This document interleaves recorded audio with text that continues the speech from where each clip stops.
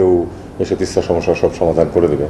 আমাদের একটা umbrella MOU আছে ওই নদীর পানি একটা অত্যন্ত জটিল এবং গুরুত্বপূর্ণ বিষয় আমরা জানি, আমাদের জন্য, সবার জন্যই, আমাদের জন্য বিশেষ করে সিজনাল ফ্লো যেখানে খুব বেশি তফাৎ হয়।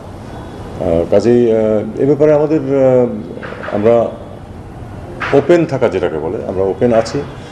ভারতের সাথেও সহযোগিতা সম্ভব, চীনের সাথেও সম্ভব, কোনোটাতেই কোনো বাধা নেই। আমরা দেখব যে কোন প্রজেক্টে কোন দিক থেকে সহায়তা নিলে আমাদের জন্য সুবিধা হবে এবং সেই অনুযায়ী ওয়াটার রিসোর্স মিনিস্ট্রি তাদের কার্যকলাপ। ওনাদের জবাব কি ছিল, ইতিবাচক ছিল কিনা?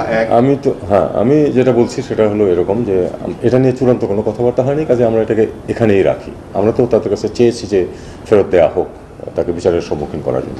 দেখুন, আমার কাছে কোনো প্রমাণ নেই, কিন্তু আমার অনুমান বাংলাদেশের যারা ভালো দেখতে চায় না তারা এই কাজটা করেছে। কারণ আপনি সময়টি মিলিয়ে দেখুন যে ঠিক যখন আমরা একটা সাবমিট করছি ইনভেস্টমেন্টের, ঠিক এই সময় ঘটনাটি ঘটেছে। এটা খুবই দুঃখজনক এবং ইতিমধ্যেই সিদ্ধান্ত হয়েছে।